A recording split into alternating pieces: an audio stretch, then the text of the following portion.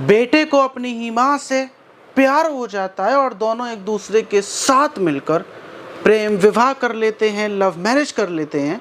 लेकिन ये बात जब पिता को पता चलती है तो उसके बाद जो कांड होता है और पूरी प्रेम कहानी सुनकर आप भी तंग रह जाएंगे। तो चलते हैं और जानते हैं पूरा मामला, वीडियो को ज़रा सा भी स्किप ना करें। तो बात कर रहे हैं हम उत्तराखंड के उत्तम सिंह नगर के बाजपुर गांव की। वहां पर रहने वाला विष्णु, जिसकी उम्र 50 साल थी। विष्णु की पहली शादी 31 साल पहले हुई थी और उसकी पहली पत्नी से उसके 2 लड़के होते हैं। उसकी पहली शादी 17 सालों तक चलती है, लेकिन उसके बाद उसकी पत्नी की तबीयत ख़राब होती है और पत्नी की मौत हो जाती है।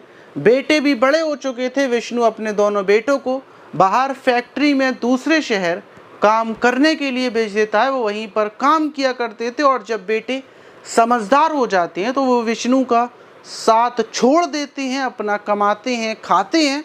और इस साइड में गांव में विष्णु अकेला रह रहा था।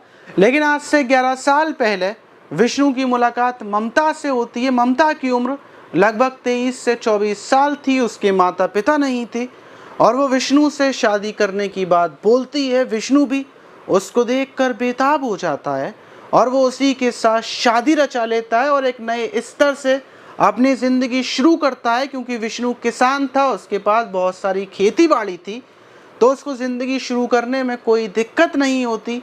अब वो अपनी नई नवेली पत्नी के साथ रह रहा था। 11 सालों तक वो रहता है और उसके 3 बच्चे होते हैं, जो तीनों छोटे छोटे थे। लेकिन 2-3 महीने पहले ही विष्णु का बड़ा बेटा, जो दूसरे शहर में नौकरी करता था, जिसने विष्णु को छोड़ दिया था, वो वापस गांव आ जाता है।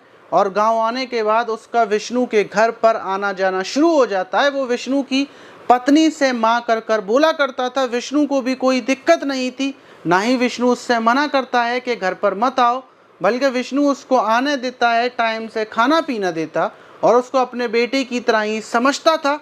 सब कुछ ठीक ठाक चल रहा था। लेकिन 15-20 दिन पहले विष्णु की पत्नी बोलती है कि वो मायके जा रही है, कुछ ही दिन में वापस आ जाएगी, और वो मायके चली जाती है। लेकिन 15-20 दिन गुजर जाते हैं, ना ही पत्नी का उसके पास कोई फ़ोन आता है, कोई संपर्क होता है।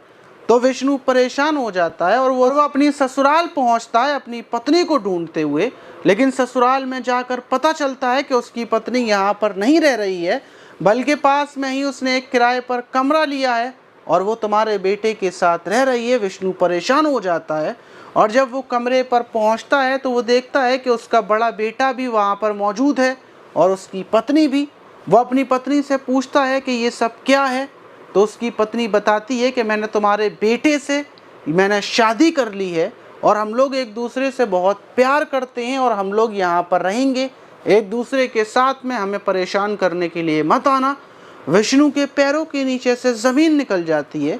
वो अपनी पत्नी को समझाता है, अपने बेटे को समझाता है और तमाम समझाने की कोशिशें करता है।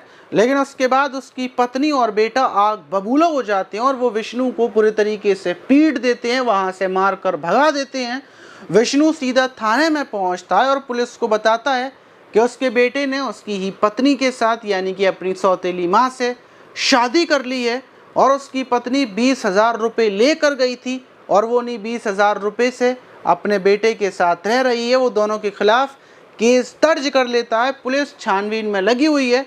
लेकिन आप ऐसे लोगों पर क्या बोलना चाहेंगे जो रिश्तों को कलंकित करते हैं, रिश्तों को शर्मसार करते हैं? और बहुत सारे लोग ये घटना सुनने के बाद यही बोलेंगे, क्या हमें पता था कि बेटे ने सौतेली माँ से शादी की होगी, सगी माँ से कोई शादी नहीं कर सकता? तो हम आपको बता दें कि बहुत सारी ऐसी घटनाएं भी हो चुकी हैं जिसमें बेटे ने अपनी सगी माँ से शादी कर ली है या सगी माँ के साथ उसके अवैध संबंध चल रहे थे। क्योंकि इस टाइम पर कलयुग चल रहा है, बहुत बुरा वक्त चल रहा है, कोई भी चीज़ नामुमकिन नहीं है। तो इसीलिए आप जितना हो सकता है उतना बुराइयों से बचें और सतर्क रहें और अपने आप को सावधान रखें। मिलते हैं किसी और वीडियो में।